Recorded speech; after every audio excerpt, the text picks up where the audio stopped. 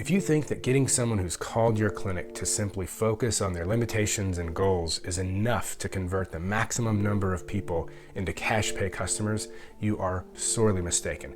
There are a number of things that are key to include in that initial patient phone call in order to maximize your conversions. And in this training, I'm going to show you exactly how to convey the value of what you provide to somebody who's not yet experienced it.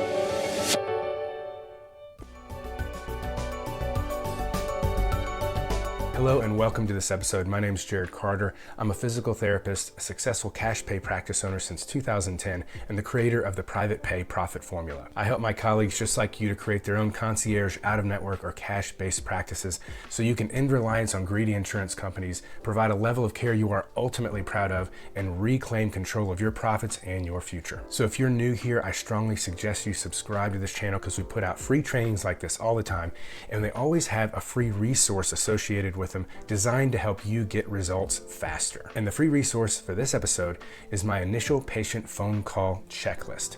This checklist will give you the segments of that initial phone call that you need to make sure that you cover with every patient that calls in to get maximum amounts of yeses to your out-of-network services.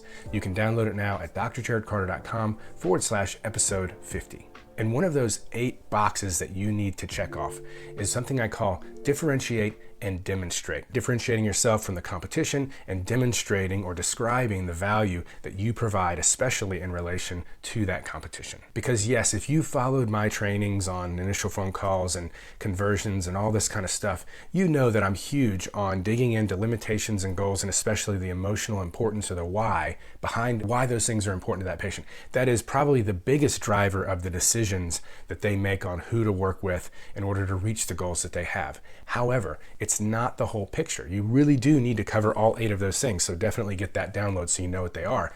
But today, the differentiate and demonstrate, it's so important because most patients do not know the difference between one, in this case, physical therapy clinic, and another. Even if they kind of have an idea, oh yeah, they're cash pay because they spend more time with their patients. Like, that's not the whole picture. It's not just about more one-on-one time. It's about a number of things. And your practice might do things very differently than mine. But if you're going to be successful in the cash pay therapy world or cash pay healthcare world, you have to have a number of things that really differentiate you and raise your level of care and total overall patient experience above and beyond what they're going to get when they use their insurance. If you don't have that box checked, then none of this really matters, right? But assuming that you do, then you have to be able to describe that and make it really, really clear in a fluid and convincing way to somebody on the other end of the phone, because in most cases, they do not know if they've never worked with you before and worked with you and other options for their care and have seen the difference. So the way we initiate this step on the phone in my practice and in others that I'm a coach for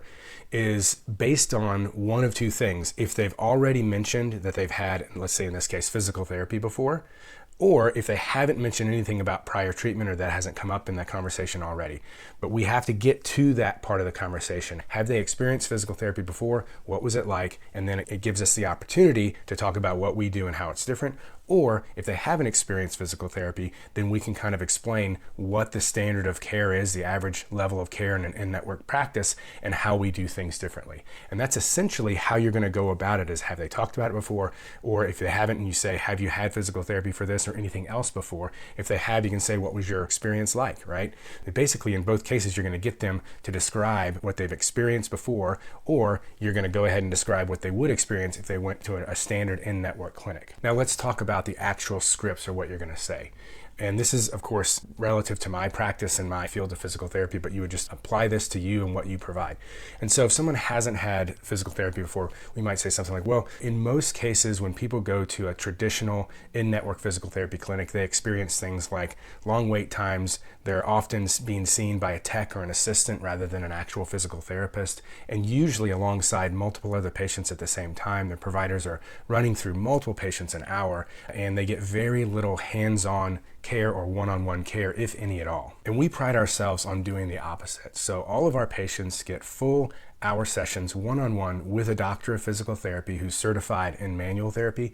And we don't have you doing anything in the clinic that you can be doing on your own time. We'll teach you what you need to do in terms of stretches, exercises, etc. on your own time in between sessions, but we really spend time providing hands-on manual therapy care, which allows us to get a lot more done in each session, give you faster and more complete results with less trips away from family or work to our clinic, and ultimately to get you to insert goal faster than you would elsewhere. So of course, if they had said they had PT, the only real change to that is that you would say, well, tell me about what your sessions were like. Were you spending a lot of one-on-one time with your provider? Was your provider a physical therapist? What kind of things were they having you do when you were there? And if they describe kind of what you would have described, then you can just kind of say, yeah, I mean, that's what, unfortunately, a lot of patients experience at the standard PT clinic, right? But we pride ourselves on doing the opposite. Now, if they don't really describe that, or if they describe something that's still vastly different, in the moment, you can just figure out the things that you really want to point out, bring your care and the things that you offer to a higher level than what they've experienced in the past. But that's the thing, is you have to differentiate their idea of what physical therapy is and what they're going to get from you. So again, if you want to know all 8 steps or all 8 parts of that checklist for the initial patient phone call to maximize your conversions of phone call into cash pay customer, go to drjarodcarter.com/episode 50, and I'll see you in the next one.